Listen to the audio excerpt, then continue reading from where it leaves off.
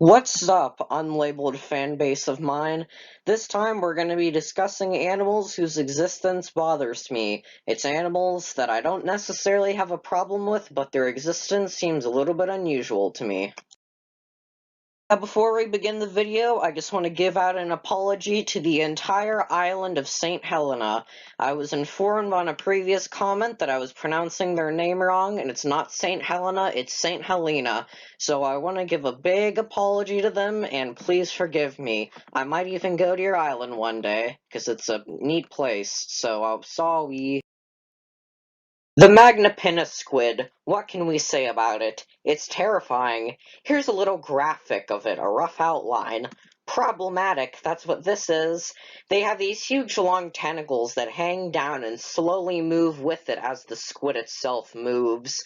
This is legitimately scary. Surely it must only be a few feet in length, though, right? No, it can grow over to be 26 feet in length. They can also live on most oceans, so if you dive down far enough, you might run into one. So if you and your Abuleta live near the ocean, it may be waiting for you deep down. They live anywhere from 6,000 feet below, so let's give an illustration for that. Here's a crude sketch of a beach. Pretend the bottom of the ocean there was the actual bottom of the ocean. That means that if that 6,000 feet was in here, it could live anywhere in here. This little gap is the first 6,500 feet. They're pretty rare though, so the chances of you seeing one are kinda low. You've gotta be squidding me.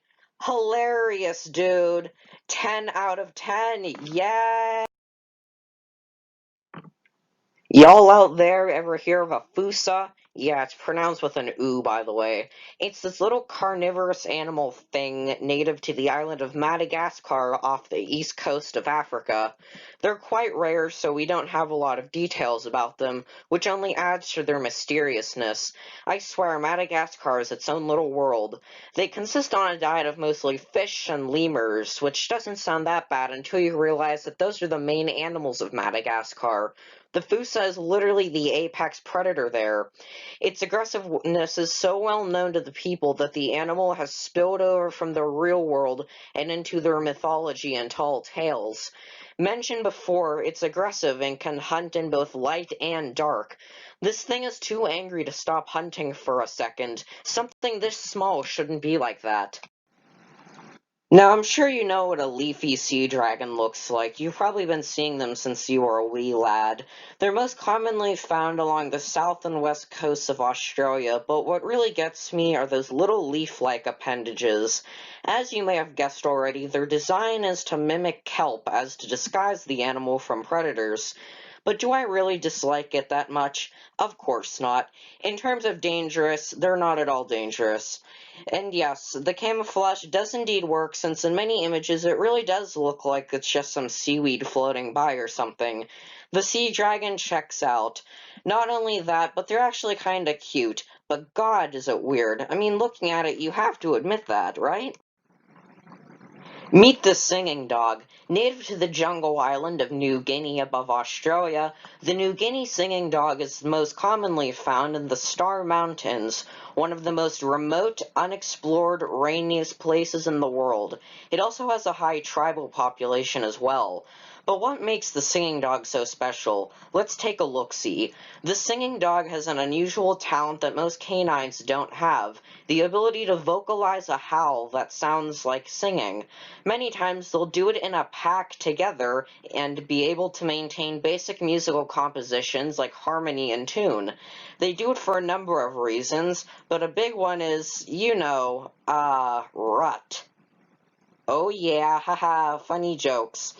Despite being pretty rare like many other animals on the list, you can search for videos of this doggo howling, and it's very cute. The dogs only live in pretty high reaches of the mountains as well, and are kind of genetically different from regular dogs, somehow. I'm not sure, I didn't look into it. Finally, the mud dauber. Already you can infer that if you see this little gringo, you best mosey on out of there ASAP. Here's a chart I whipped up to help you understand why. One of the things it likes to do most is find the local spider, get the old spike ready, and sting and paralyze the spider for later consumption since it can't move. Typically, it's unlikely to attack humans unless provoked, but if you still have an air of caution around them, I would say that's probably your best decision. For example, let's say it's a nice day outside and you exit the premises. If there's some nasty heifer of a spider on your wall and the mud dauber brigade comes by for a visit, it ain't gonna go well for anyone. They're like wasps but on a power trip. What a bad combination of things. Well, have a dandly doodle day, friends. That's all for this time. I really like doing this episode because the animals that I did on here were pretty unusual, and I feel like we should know them more just because they're so weird and, well, uncommon that they never really cross your mind. However, that's not exactly the end right here. I have one more message that I'm really proud to share.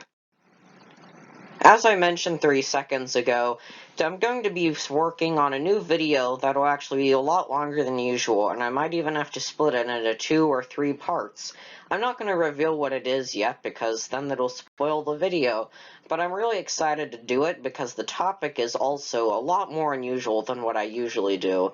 I mean, the topic in and of itself is pretty similar to what I usually do, but the contents of it is pretty weird, so stay tuned because it might be a little bit longer until I'm able to put it out, but trust me, it'll be worth it.